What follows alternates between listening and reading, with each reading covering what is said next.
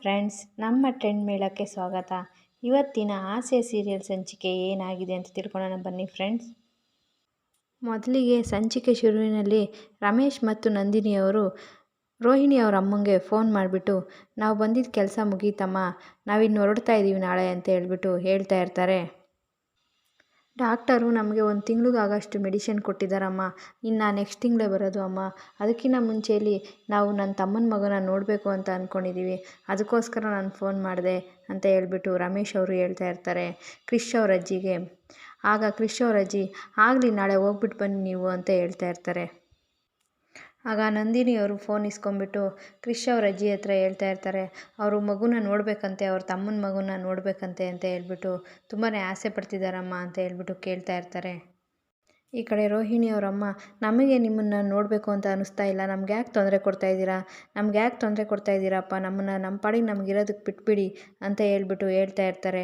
ಆವಾಗ ನಂದಿನಿಯವರು, ಇಲ್ಲ ಅಮ್ಮ, ನನಗೆ ನಿಮ್ಮ ಕಷ್ಟ ಅರ್ಥ ಆಗುತ್ತೆ, ಆದರೂ ಅವ್ರು ಸತ್ತೋಗಿರೋ ತಮ್ಮನ ಮಗುನ ನೋಡಬೇಕಂತ ತುಂಬಾ ನಾವು ಇಷ್ಟ ಆಗ್ತಾಯಿದೆ, ಅದಕ್ಕೆ ನೋಡಬೇಕು ಅಂತ ತುಂಬಾ ಕೇಳ್ಕೊತಾ ಇದ್ದಾರೆ ಅಂತ ಹೇಳ್ತಾ ಇರ್ತಾರೆ.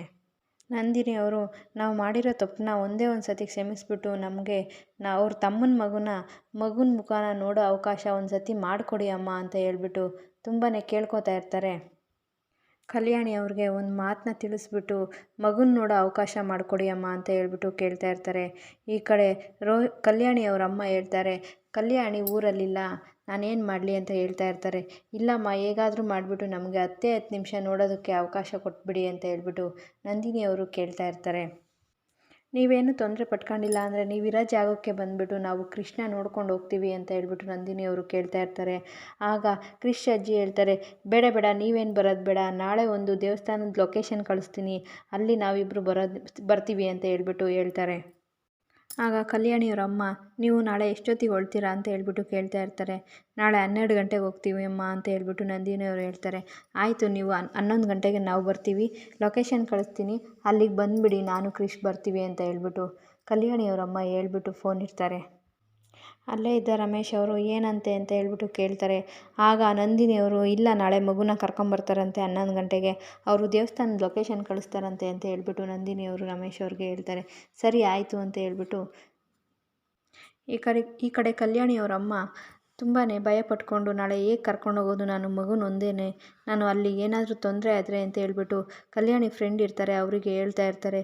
ಇಲ್ಲ ಅಮ್ಮ, ಏನು ತೊಂದರೆ ಆಗೋದಿಲ್ಲ, ಕಲ್ಯಾಣಿಗೇನು ಹೇಳೋಕ್ಕೆ ಹೋಗಬೇಡಿ, ನೀವು ಕರ್ಕೊಂಡು ಹೋಗ್ಬಿಟ್ಟು ತೋರಿಸ್ಕೊಂಡ್ಬಿಟ್ಟು ಬನ್ನಿ ಬೇಗ ಅಂತ ಹೇಳ್ತಾ ಇರ್ತಾರೆ. ಮಾರನೇ ದಿವಸ ಸೂರ್ಯ ಅವರು ರಮೇಶ್ ಅವ್ರನ್ನ ಕರ್ಕೊಂಡು ಹೋಗೋದಕ್ಕೆ ಇರೋ ಜಾಗಕ್ಕೆ ಬರ್ತಾರೆ. ಆಗ ನಮಸ್ಕಾರ ಸರ್ ಅಂತ ಸೂರ್ಯ ಅವರು ಬಂದು ಹೇಳ್ತಾರೆ. ಬನ್ನಿ ಸೂರ್ಯ ಅವರೇ ಅಂತ ರಮೇಶ್ ಅವರು ಕರೀತಾರೆ. ನೆನ್ನೆ ನಾನು ಬರೋಕ್ಕಾಗಿಲ್ಲ ಸರ್, ನಾನು ನನ್ನ ಫ್ರೆಂಡ್ನ ಕಳಿಸ್ಬಿಟ್ಟೆ ಅಂತ ಸೂರ್ಯ ಅವರು ಹೇಳ್ತಿರುವಾಗ, ಪರವಾಗಿಲ್ಲ ಬಿಡಿ, ನಿಮ್ಮ ಫ್ರೆಂಡು ತುಂಬಾ ಒಳ್ಳೆಯವರು ಅಂತ ಡಾಕ್ಟ್ರನ್ನೆಲ್ಲ ಮೀಟ್ ಮಾಡಿದ್ರ ಸರ್ ಅಂತ ಸೂರ್ಯ ಅವರು ಕೇಳ್ತಾರೆ.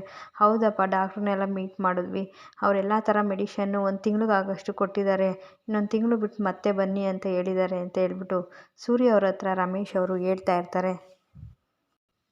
ಅದಕ್ಕೆ ಸೂರ್ಯ ಅವರು, ಯೋಚನೆ ಮಾಡಬೇಡಿ ಸರ್, ಒಳ್ಳೆ ಮನಸ್ಸಿರೋರಿಗೆ ಎಲ್ಲ ಒಳ್ಳೆಯದೇ ಆಗುತ್ತೆ, ನನಗೆ ಸಂತೋಷ್ ಅವರೆಲ್ಲ ಹೇಳಿದ್ದಾರೆ ಅಂತ ಅದರಲ್ಲೂ ನಮ್ಮ ಅಪ್ಪಯ್ಯ ಕೂಡ ಸಹ ಒಳ್ಳೆಯವ್ರಿಗೆ ಒಳ್ಳೇದಾಗೇ ಆಗುತ್ತೆ ಅಂತ ನನಗೆ ಯಾವಾಗಲೂ ಹೇಳ್ತಾನೆ ಇರ್ತಾರೆ ಅಂತ ಸೂರ್ಯ ಅವರು ರಮೇಶ್ ಅವ್ರ ಹತ್ರ ಹೇಳ್ತಾ ಇರ್ತಾರೆ.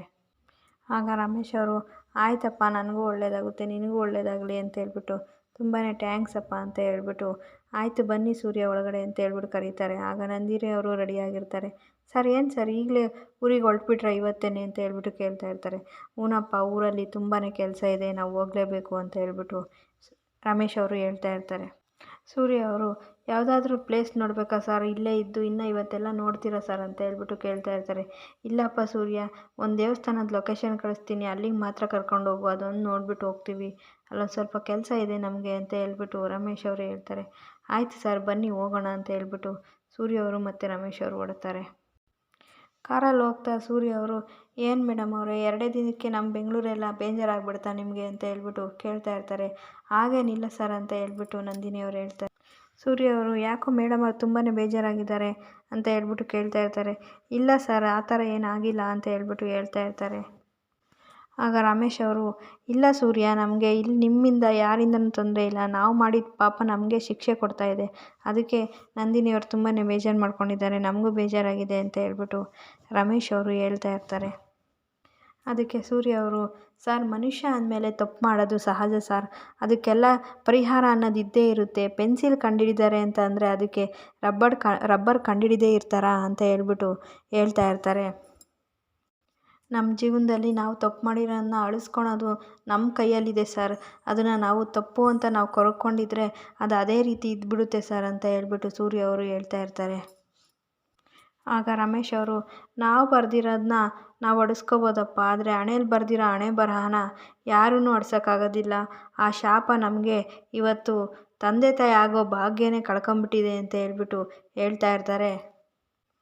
ಆಗ ಅದನ್ನೆಲ್ಲ ಕೇಳಿಸ್ಕೊಂಡ ಸೂರ್ಯ ಅವರು, ಯಾಕೆ ನೀವು ಒಂದು ಮಗುನ ದತ್ತು ತಗೊಂಡ್ಬಿಟ್ಟು ನಿಮಗಿರೋ ಪ್ರೀತಿನ ಆ ಮಗು ಮೇಲೆಲ್ಲ ತೋರಿಸಿ ಚೆನ್ನಾಗಿ ನೋಡ್ಕೋಬೋದು, ಸಾಕ್ಬೋದು ಅಂತ ಹೇಳ್ಬಿಟ್ಟು ಹೇಳ್ತಾ ಇರ್ತಾರೆ. ರಮೇಶ್ ಅವರು, ನಾವು ಹಂಗೆ ಅಂದ್ಕೊಂಡಿದ್ದೀವಪ್ಪ, ಅದಕ್ಕೆಲ್ಲ ಏನು ತೊಂದರೆ ಬೇಡ, ನನ್ನ ತಮ್ಮನ ಮಗನೇ ಇದ್ದಾನೆ, ಅದಕ್ಕೆ ನನ್ನ ತಮ್ಮನ ಮಗ ಕೊಟ್ಟರೆ ಸಾಕು, ಅವ್ರನ್ನ ಸಾಕ್ತೀವಿ, ಚೆನ್ನಾಗಿ ನೋಡ್ಕೋತೀವಿ ಅನ್ನೋ ಭರವಸೆ ನಮಗಿದೆ ಅಂತ ಹೇಳ್ಬಿಟ್ಟು ಸೂರ್ಯ ಅವ್ರ ಹತ್ರ ಹೇಳ್ತಾ ಇರ್ತಾರೆ. ಆಗ ಸೂರ್ಯ ಅವರು, ಅಯ್ಯೋ, ನೀವು ಇಲ್ಲೇ ಇಟ್ಕೊಂಡ್ಬಿಟ್ಟು ಇಷ್ಟೊಂದು ಯೋಚನೆ ಮಾಡ್ತಾ ಇದ್ದೀರಾ, ಹಾಗಿದ್ರೆ ನಿಮ್ಮ ತಮ್ಮನ ಕೇಳಿ, ಅವ್ರು ನಿಮ್ಮ ತಮ್ಮನ ಮಗನ ಕೊಟ್ಟೇ ಕೊಡ್ತಾರೆ ಅಂತ ಹೇಳ್ಬಿಟ್ಟು ಹೇಳ್ತಾ ಇರ್ತಾರೆ. ಆಗ ರಮೇಶ್ ಅವರು, ಇಲ್ಲಪ್ಪ, ನನ್ನ ತಮ್ಮ ತೀರ್ಕೊಂಬಿಟ್ಟಿದ್ದಾನೆ ಅಂತ ಹೇಳ್ಬಿಟ್ಟು ಸೂರ್ಯ ಅವ್ರಿಗೆ ಹೇಳ್ತಾರೆ. ಆ ಮಗುನ ಕೊಡೋದಕ್ಕೆ ಆ ತಾಯಿ ಮನಸ್ಸು ಮಾಡಬೇಕಪ್ಪ ಅಂತ ಹೇಳ್ಬಿಟ್ಟು ರಮೇಶ್ ಅವರು ಹೇಳ್ತಿರುವಾಗ ಸೂರ್ಯ ಅವರು, ತಾಯಿ ಯಾವುದೇ ಕಾರಣಕ್ಕೂ ಮನಸ್ಸು ಮಾಡೋದಿಲ್ಲ ಸರ್, ನೋಡೋಣ ಬಿಡಿ, ದೇವರಿದ್ದಾರೆ ಅಂತ ಹೇಳ್ಬಿಟ್ಟು ರಮೇಶ್ ಅವ್ರಿಗೆ ಹೇಳ್ತಾ ಇರ್ತಾರೆ.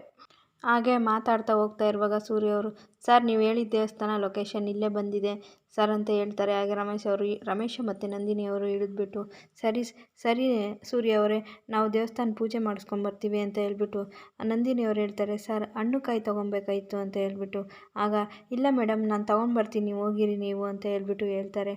ಆವಾಗ ಇವರಿಬ್ಬರು ಮುಂದೆ ಬರ್ತಾರೆ.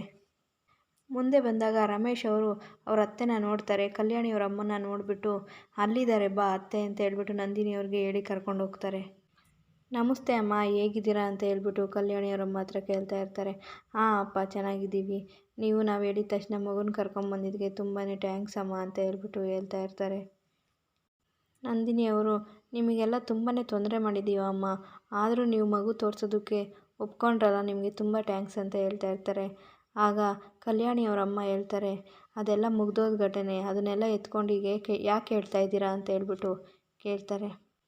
ಸರಿನಮ್ಮ, ಆಯಿತು, ನನ್ನ ತಮ್ಮನ ಮಗನ ತೋರಿಸಿ ಅಮ್ಮ ಅಂತ ಹೇಳ್ಬಿಟ್ಟು ಕೇಳ್ತಾರೆ. ಆಗ ಕ್ರಿಶ್ ಅಲ್ಲೇ ಆಟ ಆಡ್ತಾ ಇರ್ತಾರೆ.